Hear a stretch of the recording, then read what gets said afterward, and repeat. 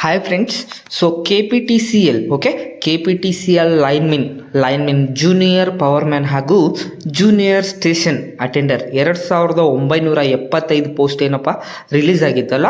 So ಅದಕ್ಕೆ ಏನಪ್ಪ ಅಂತಂದರೆ ನಮಗೆ ಯಾವುದೇ ಥರ ರಿಟರ್ನ್ ಎಕ್ಸಾಮ್ ಇಲ್ಲ, ಓಕೆನಾ.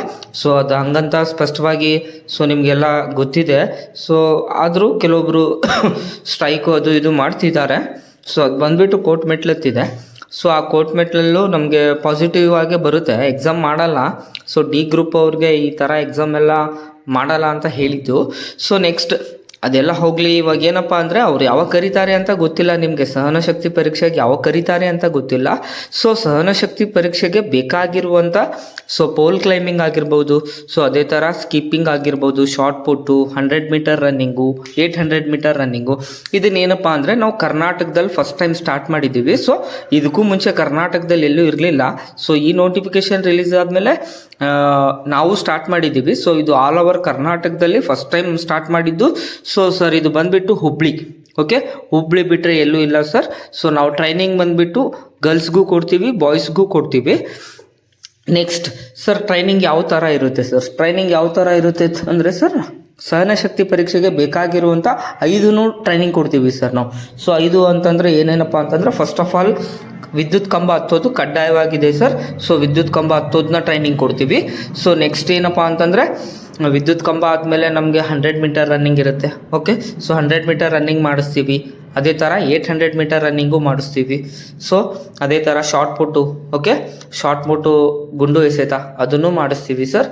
ಸೊ ಅದೇ ಥರ ಸ್ಕಿಪ್ಪಿಂಗು, ಅವ್ರು ಏನೇನು ಕೇಳಿದಾರಲ್ಲ, ಅವ್ರು 8 ಮೀಟರ್ ಪೋಲ್ ಅಂತ ಹೇಳಿದ್ದಾರೆ ಸರ್. ಸೊ 8 ಮೀಟರಲ್ಲೂ ಕೂಡ ಟೈಪ್ಸ್ ಆಫ್ ಪೋಲ್ಸ್ ಇರುತ್ತೆ. ಸೊ ಆ ಟೈಪ್ಸ್ ಆಫ್ ಪೋಲ್ಸಲ್ಲಿ ಯಾವ ಥರ ಇರುತ್ತೆ ಸರ್ ಅಂತಂದ್ರೆ, ನಮಗೆ RCC ಪೋಲ್ ಅಂದರೆ ಬೇರೆ, PCC ಪೋಲ್ ಅಂದರೆ ಬೇರೆ.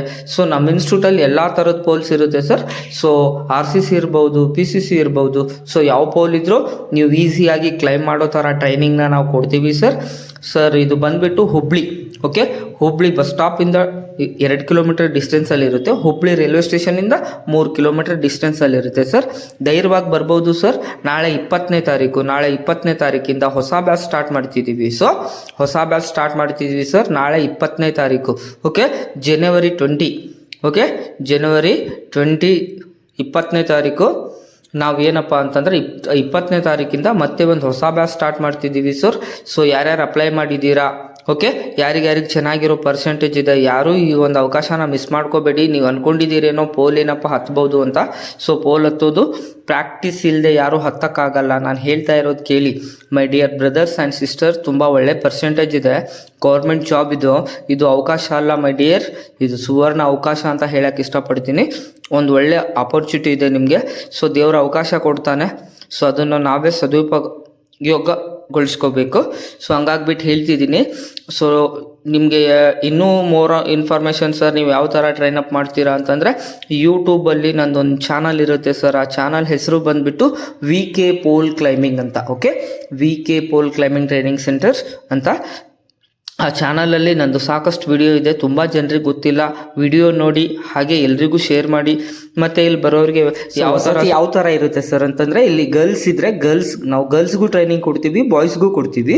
ಸೊ ಗರ್ಲ್ಸ್ಗೆ ಗರ್ಲ್ಸ್ PG ಇರುತ್ತೆ.